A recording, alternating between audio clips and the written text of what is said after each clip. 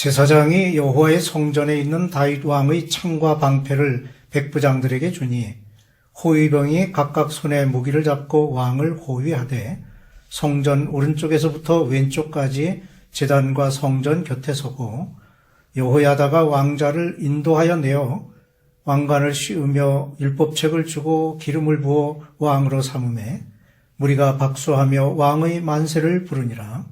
아달랴가 호위병과 백성의 소리를 듣고 여호와의 성전에 들어가 백성에게 이르러 보매 왕이 규례대로 단 위에 섰고 장관들과 나팔수가 왕의 곁에 모셔 섰으며 온 백성이 즐거워하여 나팔을 부는지라.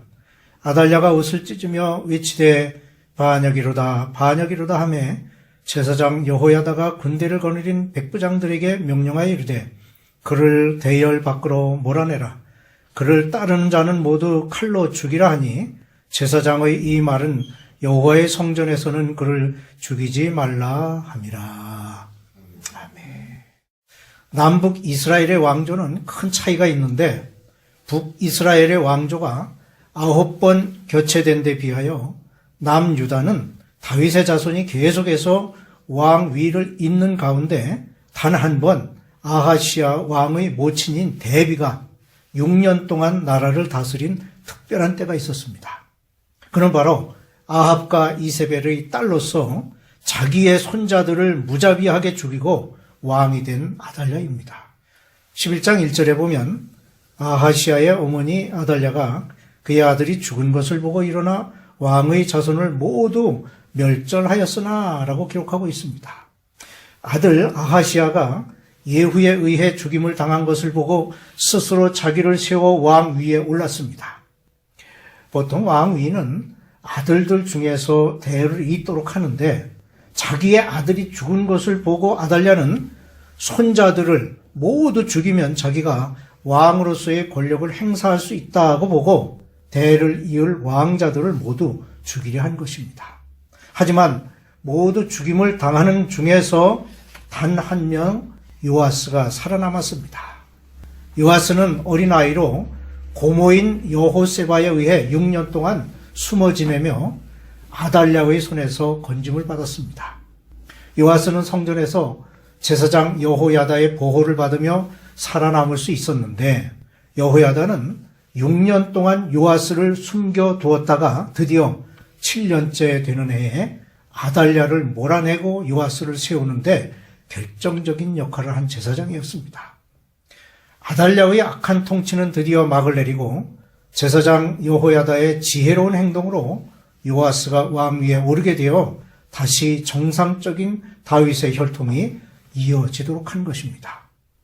요아스의 주기와 아달랴의 죽음은 인간적인 차원에서뿐만 아니라 신앙적으로도 유다 역사의 일대의 전환점으로 평가될 수 있는데 그 중심에 여호야다라는 훌륭한 신앙의 제사장이 있었다는 것입니다. 아달랴의 죽음은 여호야다의 주도 면밀한 계획과 여호야다의 동생으로 요아스의 유모였던 여호세바의 충성심에 의해 만들어진 결과였습니다. 완전 범죄는 있을 수 없습니다. 악은 반드시 폭로되기 마련인데 이것은 공의로우신 하나님의 살아계심을 증거하는 것이기도 합니다. 아달랴는 자신의 왕위를 확고하게 하기 위해 방해되는 요소들을 완전히 제거하려 했습니다. 그녀는 6년 동안 왕위를 장악하고 온갖 죄악을 저지르면서 결국 자신이 숙청당하게 될 요아스가 살아있다는 것을 미처 알지 못하고 대를 이을 씨가 완전히 제거된 것으로 잘못 판단했습니다. 하지만 자신을 심판할 요아스가 여호세바에 의해 살아있었고 그가 대제사장 여호야다와 백부장들의 호의를 받으며 왕 위에 오름으로써 그녀의 죄악은 백일하에 드러나고 말았습니다. 이와 같은 사례는 성경 여러 곳에서 찾아볼 수 있습니다. 인류 최초의 살인자 가인이 동생을 죽이고 그 죄를 숨기려 했지만 하나님께서는 이를 폭로시키셨습니다. 또 간신 하만이 자기의 교만과 허세에 도취되어 충신 모르드게를 죽이려고 꾀했을 때에도 하나님께서는 하만의 간계를 폭로시키시고 결국 그의 죄악이 자기 머리로 돌아가게 하셨습니다. 그러면 우리 또한 지은 죄가 은밀한 곳에서 아무도 모르게 행해졌다고 해서 영원히 감추어질 것으로 착각해서는 아니 됩니다. 아무도 보지 못하는 그곳에 하나님께서 계시며 언젠가는 그의 죄가 드러나게 되는 것입니다. 죄악은 결국 비참한 결과를 초래합니다. 아달랴는 부모로부터 배운 바알 숭배를 이스라엘에 도입하여 종교적, 도덕적 부패와 타락을 조장했고, 더 나아가 왕족을 멸절시키려는 살인마로서 결국 자신이 손자인 요아스 앞에서 비참한 최후를 맞이하고 말았습니다. 이처럼 죄악은 비참한 종말을 맞이하게 됩니다. 죄악은 결국 비참한 결과를 초래합니다. 그런 중에도 죄악에 물들지 않은 의인이 있었으니 바로 제사장 여호야다입니다. 이스라엘의 정치와 종교가 죄악에 빠져 있을 때 그것에 물들지 않고 시대적인 사명감으로 죄악을 징벌하며 올바른 기강을 확립한 제사장 여호야다의 모습은 오늘을 사는 우리들이 사회의 죄악에 대해 어떻게 대처해야 하는지에 대한 많은 교훈을 주고 있습니다. 첫째, 교회는 사회와 타협해서는 안 됩니다. 교회가 세상과 타협하기 위해 성령의 역사를 도외시하고 성경 말씀의 권위를 약화시킬 때 교회는 교회의 사명인 빛과 소금의 역할을 상실하고 맙니다. 교회가 세상과 타협할 때 교회는 사회의 죄악을 정화시키지 못하고 타락한 사회로 흘러가게 하는 무기력함을 보이고 말 것입니다. 만약 제사장 여호야다가 자신의 위치를 지키기 위해 아달랴와 타협했다면 여호야다의 신앙이 지켜지지 못했을 것입니다. 또 과감한 개혁을 펼칠 수도 없었을 것입니다. 또한 교회는 세상의 죄악을 방관해서는 안 됩니다. 교회가 영적으로는 세상과 분리되어 있지만 사회와 유기적으로 연결되어 있어야 합니다. 왜냐하면 사회는 실제적인 성도의 삶의 터전이기 때문입니다. 우리는 종종 교회의 궁극적인 목적이 인류의 구원임을 알면서도 교회 밖의 사건에 대해서는 도외시하고 무가치한 것으로 여기는 때가 있습니다. 그러나 땅끝까지 이르러 복음을 증거할 뿐만 아니라 성도의 착한 행실을 보고 세상에 하나님께 영광을 돌리게 하라고 하신 주님의 명령에서도 알 수 있듯이 성도들의 삶의 터전은 세상이므로 세상의 죄악과 타락에 대해 모르는 채 해서는 아니 될 것입니다. 둘째, 교회는 끔찍한 죄악에 분개하기 이전에 신중하게 다가가야 합니다. 과격한 분노는 죄악을 처리하기 이전에 죄악에 말려들 소지가 다분히 있습니다. 큰 죄악은 일시적인 분개로 처리될 수 없으며 신중하고 엄격한 판단으로 처리되어야 합니다. 본문의 제사장 여호야다는 악랄한 아달랴의 잔인한 범죄를 처단하기 위해 6년을 인내하며 기다렸고 만반의 준비를 갖추어 때가 되었을 때의 악을 심판하고 공의를 세웠습니다. 이런 방법으로 교회는 세상의 소금과 빛이 되어야 합니다. 세상이 교회에 대하여 생명까지 위협하는 핍박을 가해올 때에도 의연하게 일어서야 하는 것은 교회가 세상의 빛이며 소금이기 때문입니다. 교회는 세상과 분리된 거룩한 단체라는 것으로 변명하며 비겁함을 정당화시키려 해서는 안 되는 것입니다. 제사장 여호야다의 거사가 만일 실패로 돌아갔다면 자신은 물론 그의 가족까지도 참형을 당하고 반역자로 기록되었을 것입니다. 하지만 그는 그러한 위험을 무릅쓰고 사회의 정의를 실현하고자 결단함으로 타락한 사회를 구할 수 있었던 것입니다. 세상의 죄악이 관영할수록 하나님의 공의는 더욱 강하게 드러나게 마련입니다. 따라서 우리는 인내와 소망을 가지고 공법을 하수같이 공의를 물같이 흐르게 하는 성도가 되어야 하겠습니다. 여호야다의 도움으로 왕위에 오른 요아스는 그의 통치 초기에 제사장 여호야다와 함께 하나님의 말씀대로 행했으나 온전히 하나님의 뜻을 실행하지는 못했습니다. 즉 그의 실수는 산당을 제거하지 않으므로 백성들이 산당에서 분향하는 죄를 짓게 한 것입니다.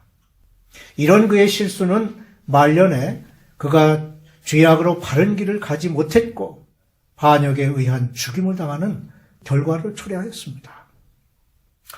요아스는 백성들의 환영을 받으며 왕위에 올라 제사장 여호야다의 가르침을 받는 동안에는 여호와 보시기에 정직히 행했지만 산당을 제거하지 않으므로 백성들로 하여금 올바른 길을 가지 않도록 실수를 범했습니다.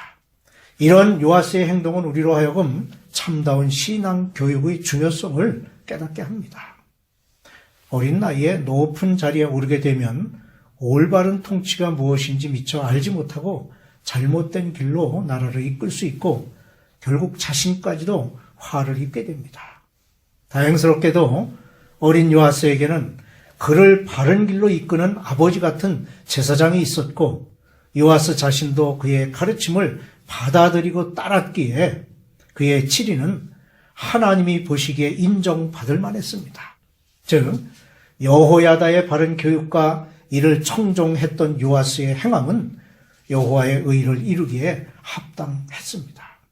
이와 같이 오늘을 살아가는 우리 또한 올바른 길로 인도할 교사가 필요하며 올바른 지도를 받아들일 수 있는 겸손함이 있어야 합니다. 그것만이 이 세대의 하나님의 의가 세워지는 길입니다. 불완전한 충성은 죄악을 불러일으키는 원인이 됩니다. 본문에서는 오직 요아스가 산당을 제거하지 않았다고 그의 잘못을 지적하고 있습니다. 이 산당은 이스라엘 백성이 성전이 없던 시대에 자유롭게 산당을 세우고 여호와를 공경하도록 허용한 것이었지만 이 제도는 우상과 타협하기 쉬운 것으로 하나님께서는 진정으로 원하시는 제도가 아니었습니다. 그런데 요아스 시대에는 예루살렘에 성전이 있었으므로 그가 산당을 그대로 남겨둔 것은 그의 커다란 잘못이었던 것입니다. 우선 여호야다의 결핍된 사명감을 볼 수 있습니다. 여호야다는 아달랴의 폭정에서 이스라엘 백성을 구하고 다윗 왕조를 되찾게 한 훌륭한 시대적 위인이었습니다. 하지만 그가 사소한 것들까지도 철저하게 처리하지 못한 것을 볼 수 있습니다. 즉, 그는 요아스에게 왕위를 안겨주었고 요아스를 가르쳤던 교사였으므로 충분히 요아스로 하여금 산당을 제거하도록 할 수 있었을 것입니다. 하지만 그런 잘못을 방치한 측면이 있습니다. 다음으로 요아스의 우유부단함이 있습니다. 여호야다로부터 신앙 교육을 받아 여호와 보시기에 정직히 행했던 요아스는 산당의 위험성도 충분히 알 수 있는 사람이었습니다. 그러나 그는 이미 백성들의 습관에 익숙한 산당을 제거한다는 것은 백성들로부터 원성을 살 만한 일임을 알았기에 이를 모른 채 하고 내버려뒀던 것입니다. 이같이 하나님보다 사람을 두려워하면 결국 자신을 멸망시킬 폭탄을 안고 있는 것과 같은 것입니다. 여호야다의 철저하지 못한 교육과 요아스의 우유부단한 태도의 결과 여호야다가 죽은 후에 백성들이 왕에게 이방신을 섬기자고 했을 때 요아스는 이를 받아들이고 우상을 섬기는 데까지 이르게 된 것입니다. 뿐만 아니라 같은 내용이 기록된 역대하 말씀에 보면 요아스의 시대에 여호야다의 아들 스가랴 선지자를 돌로 쳐 죽이는 사건이 이어집니다. 이와 같이 미온적인 신앙의 태도와 삶의 자세는 불신앙으로 달려가기 쉽고 자신을 타락시키는 무서운 적이 됩니다. 이와 같은 삶을 반복하지 않기 위해서 무엇보다 중요한 것은 철저하게 가르치고 배워야 한다는 것입니다. 주님은 우리에게 하늘에 계신 네 아버지의 온전하심과 같이 너희도 온전하라고 하셨습니다. 그리고 믿음은 행위로 증명됩니다. 즉 흐르지 않는 물이 썩듯이 우리에게 주어진 하나님의 말씀이 행함으로 연결되지 않을 때 그 말씀은 열매를 맺지 못합니다. 그러므로 할 수 있는 대로 최선을 다해야 합니다. 한편 여호야다의 신중함과 바른 교육 그리고 제사장으로 행한 신앙적 본보기는 그의 일생을 왕의 반열에 올려놓는 특별한 예를 보여주고 있습니다. 역대하의 23장에는 그의 죽음에 대하여 이렇게 기록하고 있습니다. 여호야다가 나이가 많고 늙어서 죽으니 죽을 때에 130세라. 무리가 다윗성 여러 왕의 묘실 중에 장사하였으니 이는 그가 이스라엘과 하나님과 그의 성전에 대하여 선을 행하였음이더라. 역대하 24장 15, 16절 말씀입니다. 왕으로 나라를 통치한 10왕 중에도 왕의 묘실에 안치되지 못한 왕들이 있습니다. 그런데 여호야다는 왕이 아닌 제사장으로서 그의 행적이 왕의 행적과 버금가는 발자취를 남겼기에 왕이 아니었음에도 불구하고 왕의 묘실에 안치될 수 있었습니다. 베드로전서 2장 9절에 너희는 택하신 족속이요 왕 같은 제사장들이라고 했습니다. 하나님으로부터 인정받는 왕 같은 제사장이 되시기를 주님의 이름으로 축원합니다.